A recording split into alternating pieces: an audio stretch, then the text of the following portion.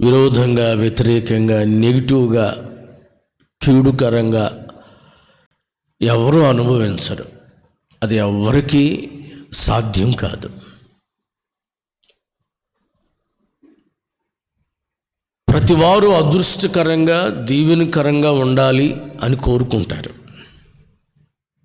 లేయమ్మ అదే పేరు పెట్టింది. దేవుడు నన్ను జ్ఞాపకం చేసుకున్నాడు, ఇక నాకు పిల్లలు కలగరేమో అనుకున్నాను. పిల్లలు కలగరేమో అనుకున్న సమయంలో నాకు ఈ పిల్లవాడిని ఇచ్చాడు కనుక ఇక ఇది నా అదృష్టం అనుకొని గాదు అని పేరు పెట్టింది. అయితే అతడు పెరిగి పెద్దవాడైన తర్వాత ఈ గాదు జీవితం అదృష్టవంతుడే కానీ అజాగ్రత్త పరుడు.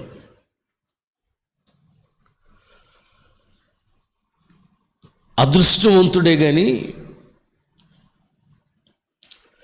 ఎదుటివారి కుయుక్తిని, ఎదుటివారి ఆలోచనలను యోచించుటలో విఫలమవుతాడు. జీవితం అంటే ఏంటి? మనం సంతోషకరంగా, మనం ఆనందకరంగా బ్రతకటం మాత్రమే కాదు కదా. ఎదుటి వ్యక్తులు మన మీద ఎంతటి విరోధంగా ఆలోచిస్తారో, మన నాశనాన్ని కోరుకుంటారు, మన కీడును కోరుకుంటారు, మన పతనాన్ని కోరుకుంటారు, అవసరమైతే మన మరణాన్ని కూడా కోరుకుంటారు. అలాంటి వాళ్ళని జాగ్రత్తగా గమనించి వారి నోట నుండి తప్పింపబడాలి అనేది మానవ జీవితం యొక్క వృత్తాంతం. ప్రభు అదే చెప్తారు క్రొత్త నిబంధనలో, మీరు పావురము వలె నిష్కపటముగాను, పాముల వలె వివేకంగాను ఉండుడి అని చెప్తారు.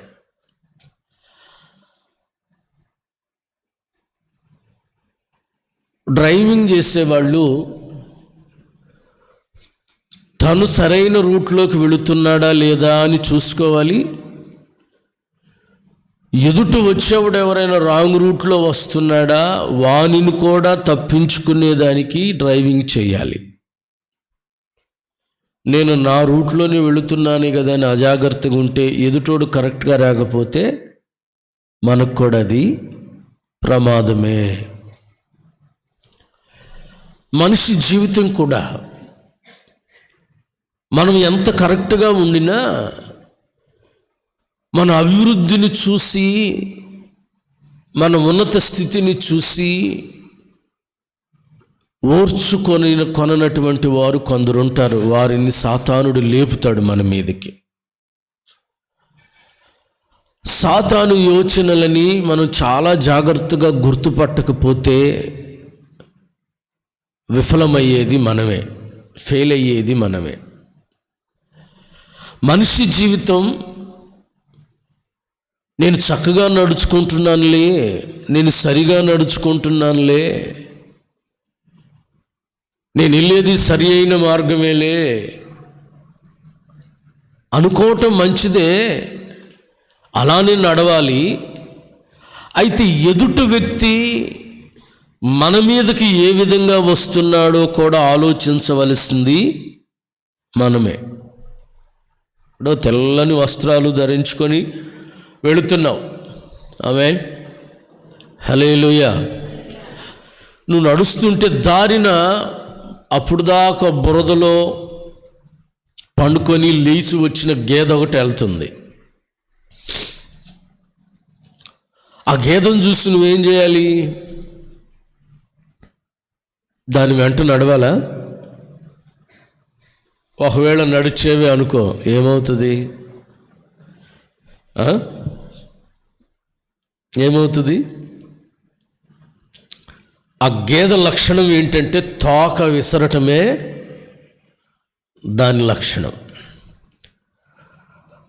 ఆ బురదలో పడి లేచి వెళుతూ ఉన్నటువంటి గేదె వెంట నువ్వు వెళితే తెల్లని వస్త్రాలు ధరించుకొని తోక ఇసిరినప్పుడల్లా నీ మీద చుక్కలు పడతాయి,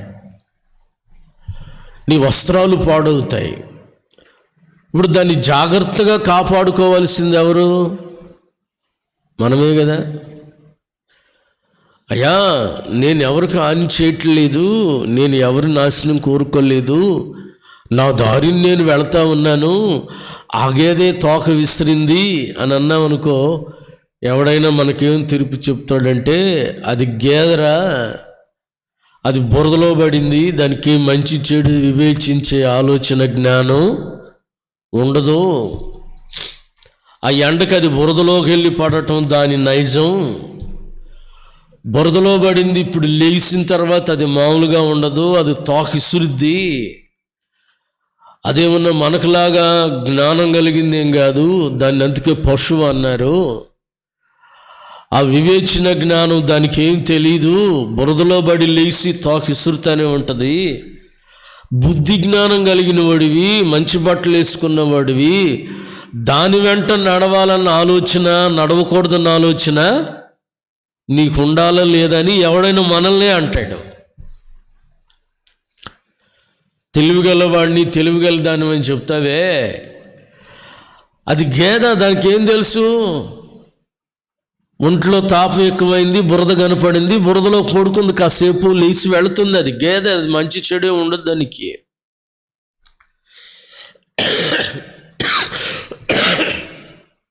నువ్వు జ్ఞానవంతుడు కదా, నువ్వు జ్ఞానవంతురాలువు కదా, దాని వెంట, ఆ బురదలో పడిన గేదె వెంట వెళ్ళకూడదనే సంగతి నీకు తెలియాలి, దాని స్వభావాన్ని నువ్వు గమనించాలి అని పెద్దవాళ్ళు, తెలిసిన వాళ్ళు ఎవరైనా మనల్ని అంటారు.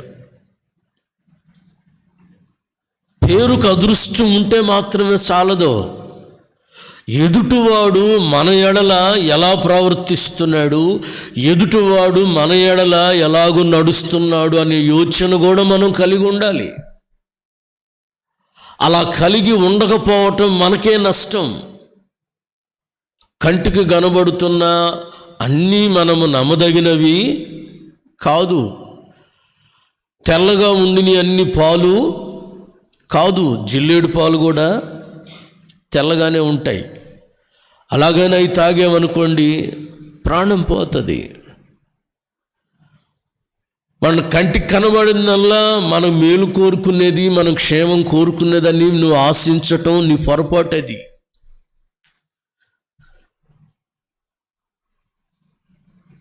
నేను అదృష్టవంతుణ్ణి, నాకు అదృష్టం ఉంది, నేను పట్టిందల్లా బంగారమని అనుకున్నామనుకో, ఆ బంగారానికి కూడా తుప్పు పట్టించగలిగిన వాడు ఎవడో ఒకడు నీ జీవితంలోకి వస్తాడు. ఆ బంగారాన్ని కరిగి రూపం లేకుండా చేయగలిగిన వాళ్ళు ఎవరో ఒకడు నీ జీవితంలోనికి వస్తారు. నీకంటూ గుర్తింపు లేకుండా నీ అదృష్టమే నీకు తిరిగి దురదృష్టంగా మారేటట్లుగా ఎవరో ఒకరు నీ బ్రతుకులో నీకు తారసపడతారు. నువ్వు ఈ సంగతిని గుర్తుపట్టాలి. తల్లి ఎంత చక్కగా పేరు పెట్టిందో, నా అవమానాల్ని, నా నిందల్ని జ్ఞాపకం చేసుకున్నాడు. ఇది నాకు అదృష్టమే కదా, ఇతను బ్రతుకు కాలంలో ఇతడు గొప్పవాడు అవుతాడు, అదృష్టవంతుడు అవుతాడు అనుకుంది. కానీ అదృష్టవంతుడు అజ్ఞానంగా నడిచినందువల్ల బంటుల గుంపు కొట్టేటట్లుగా, అంటే తను వెంట ఉంది ఎవరో, తనతో నడుస్తుంది ఎవరో, వాళ్ళు తనకి మేలు చేసేవాళ్ళ కీడు చేసేవాళ్ళ అని ఆలోచన లేకుండా, యోచన లేకుండా నడిచేటువంటి వాళ్ళని గాదు అనాలి. మనలో చాలామంది ఉన్నాం ఇలాంటి వాళ్ళం. ఎవరిని నమ్మాలో తెలియదు, ఎవరితో స్నేహం చేయాలో తెలియదు, ఎవరితో సహవాసం కలిగి ఉండాలో తెలియదు.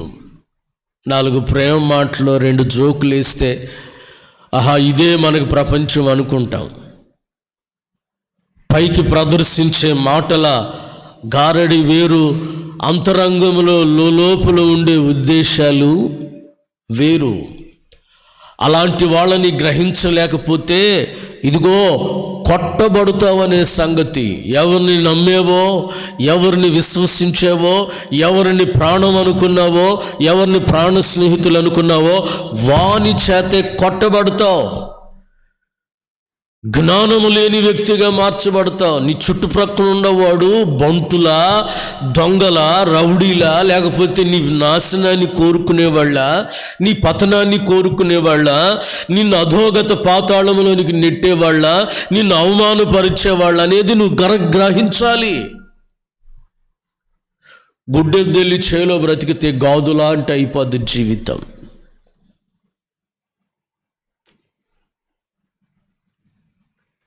బంటులు గుంపు గాదుని కొడతాయట.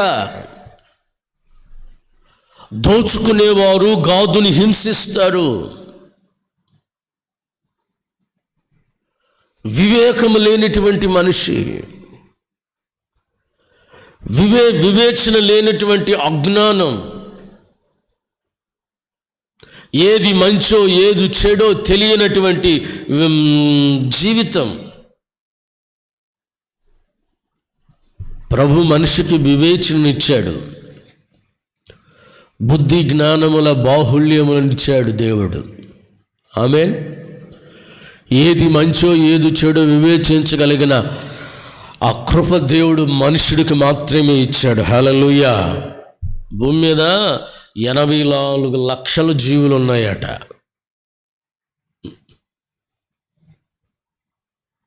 రకరకాలైన జీవులు. వాటన్నిటిలో కల్లా వివేకము కలిగి, బుద్ధి కలిగి, ఆలోచన జ్ఞానము కలిగిన ఏకైక జీవి మానవుడు. ఆమె ప్రజలో ప్రతిదీ వివేచించాలి. మనం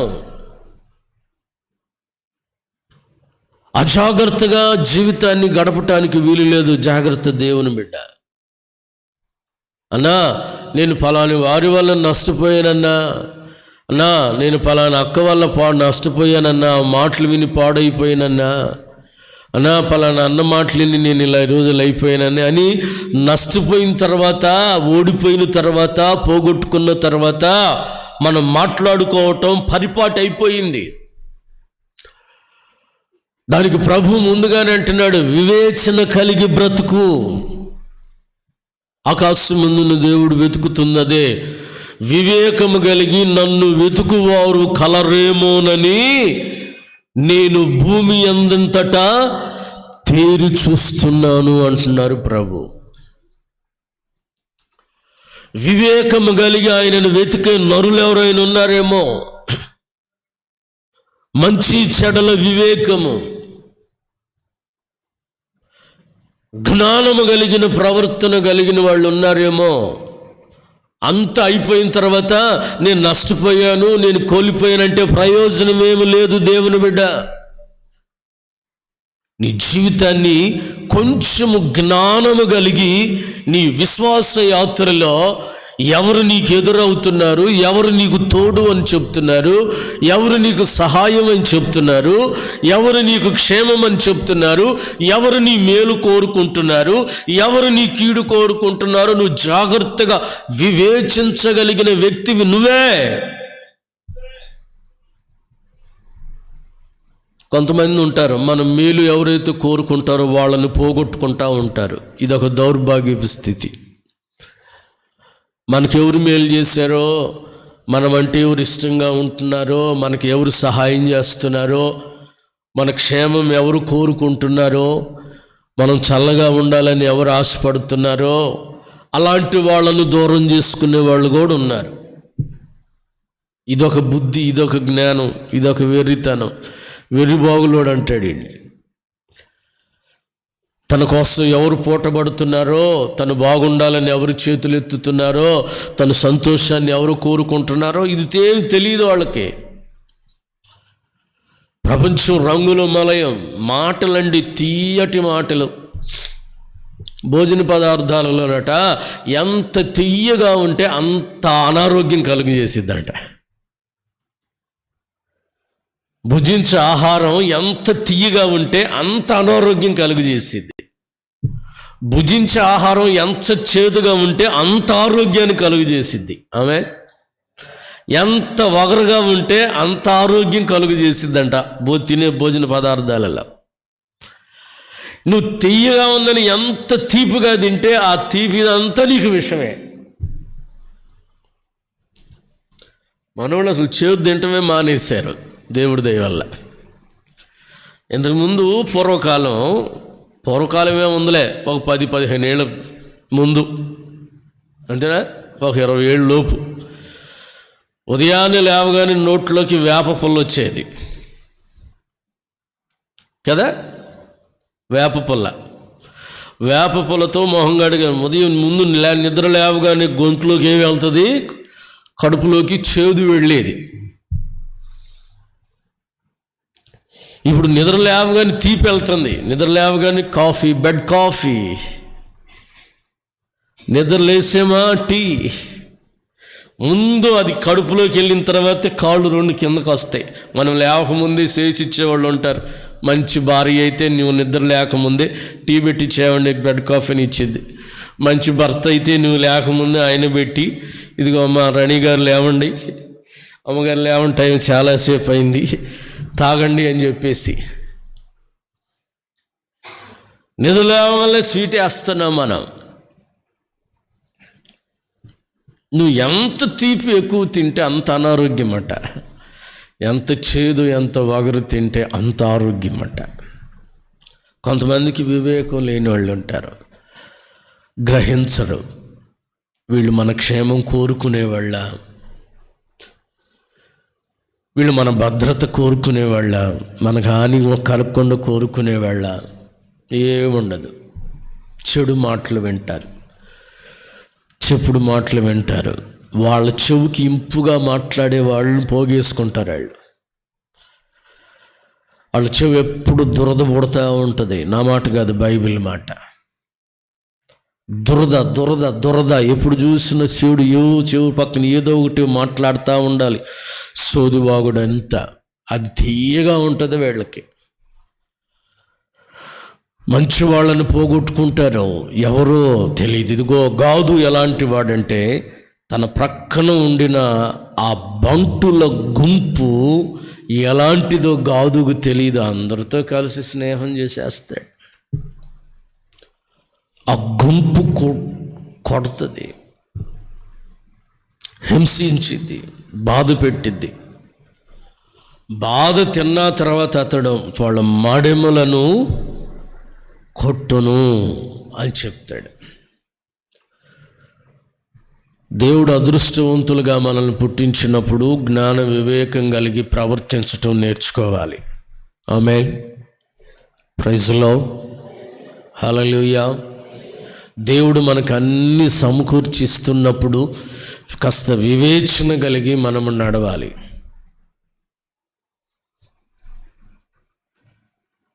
దీనితో పడితే దాంతో కొట్టబడదు. వివేకం లేని వాళ్ళు శ్రమల శోధనలతో. సియోను దేవుని పట్టణమే, సియోను మహారాజు పురమే, కానీ ఆదరణ లేక కొట్టబడతా ఉంది. తన ప్రాణనాథుడైన దేవుని యందు విశ్వాసం ఉంచట్లేదు.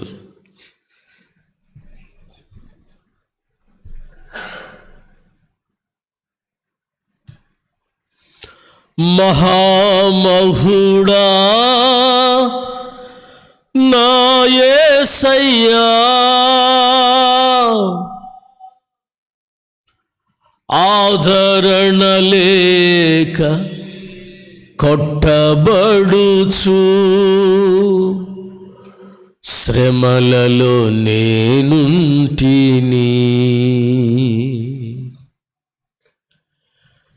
మహా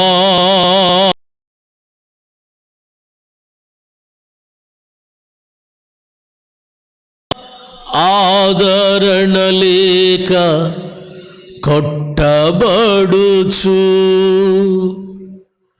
శ్రమలలో నేనుంటిని. నీలాంజనముతో నా పునాదులు, నీలాంజనముతో నా పునాదులు స్థిరముగా నీవు కట్టెదవా, స్థిరముగా నీవు కట్టెదవా. నీ సన్నిధిలో వేచియుంటిని, నీ సన్నిధిలో వేచియుంటిని, నీ సన్నిధిలో వేచియుంటిని. దేవుని పిల్లలారా,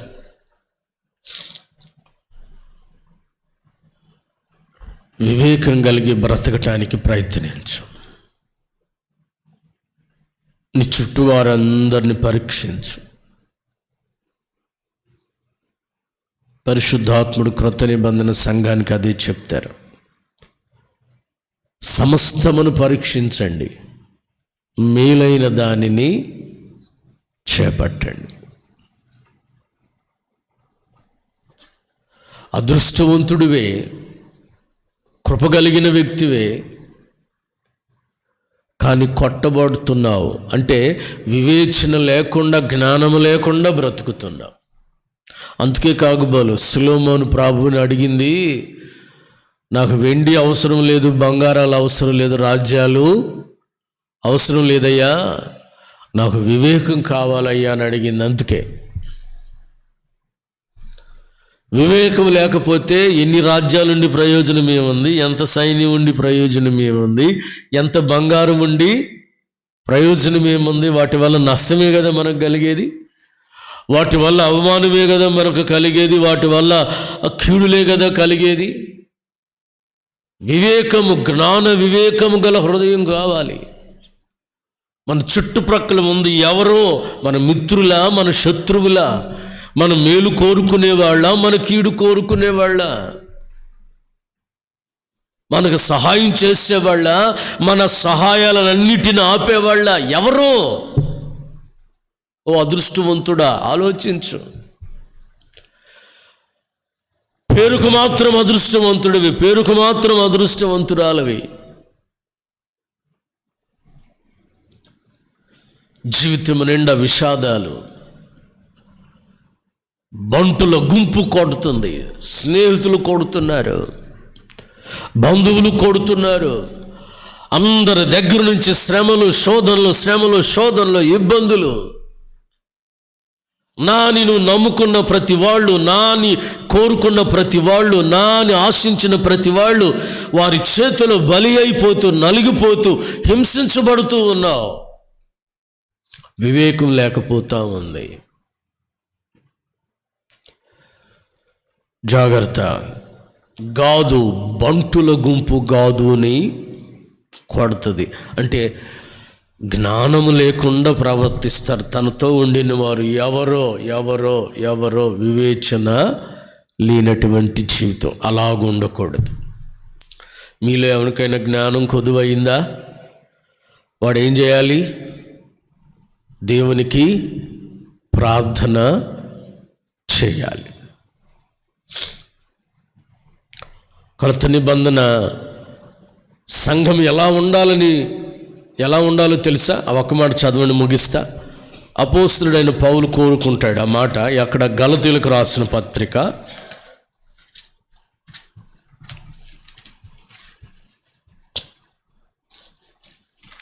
గలతీయులకు రాసిన పత్రిక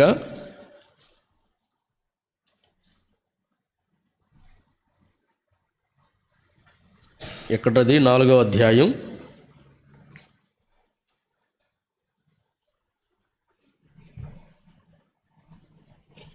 1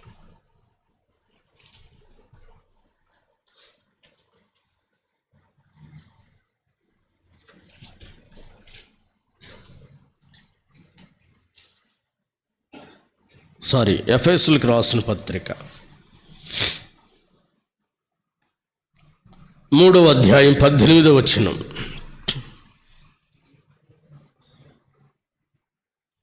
చదవని ముగిస్తాను.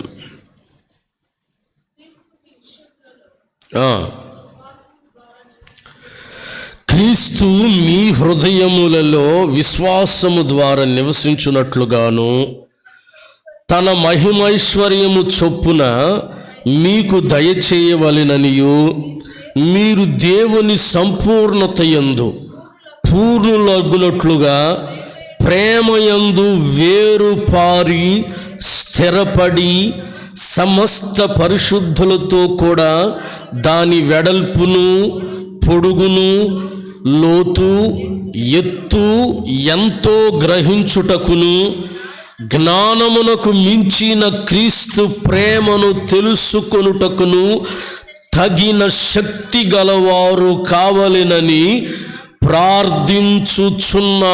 స్తోత్రం చెప్పండి గట్టిగా, హల్లెలూయా. ఏంటంటే ఇతని ప్రార్థన? క్రీస్తు ప్రేమ, క్రీస్తు కృప, క్రీస్తు పడిన ప్రయాస అసలు ఆయన మన హృదయములో నివసించినట్లుగా, మనము సంపూర్ణపరచబడినట్లుగా, పరిపూర్ణపరచబడినట్లుగా యేసయ్య యొక్క ప్రేమ జ్ఞానమునకు మించింది. ఎత్తెంతో, వెడల్పెంతో, లోతెంతో తెలుసుకునేదానికి మనము ఆయన ప్రేమలో వేరుపారి స్థిరపడాలని ప్రతిరోజు ప్రార్థన చేస్తున్నాడట. పరిశుద్ధాత్ముని యొక్క ఆశ అది. నువ్వు ఎలా ఉండాలో తెలుసా? క్రీస్తులో, తండ్రిలో నువ్వు స్థిరపరచబడి ఉండాలి. యేసు ద్వారా సంపూర్ణమైపోయి ఉండాలి ఆయన సన్నిధిలో. ఆయన ప్రేమ నీ హృదయమంతా నిండి ఉండాలి, జ్ఞానము నిండి ఉండాలి. ఇది జ్ఞానమునకు మించినది కూడా.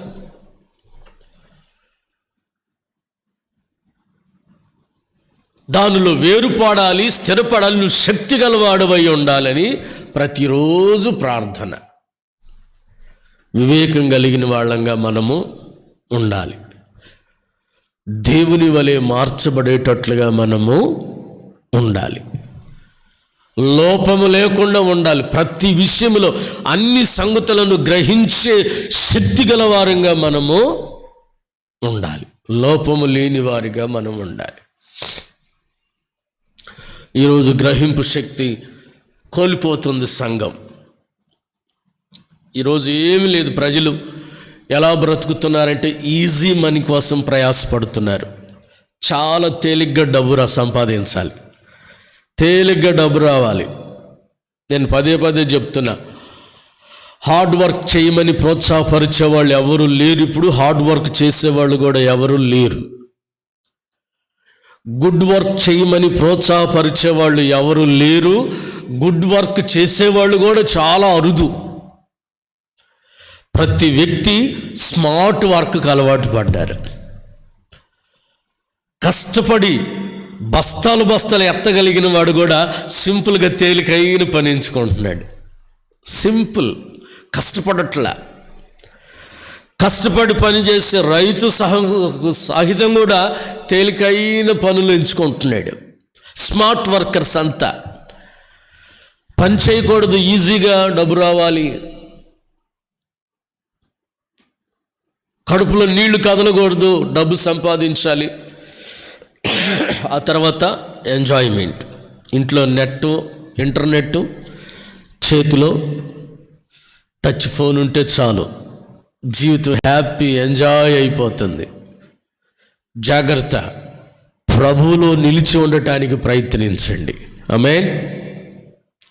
అజాగ్రత్తగా, అజ్ఞానంగా ఉండవద్దు. ప్రపంచంలో జరుగుతున్న దాని మీద కూడా ఒక్కొక్కసారి మీరు జ్ఞానం కలిగి బ్రతకండి.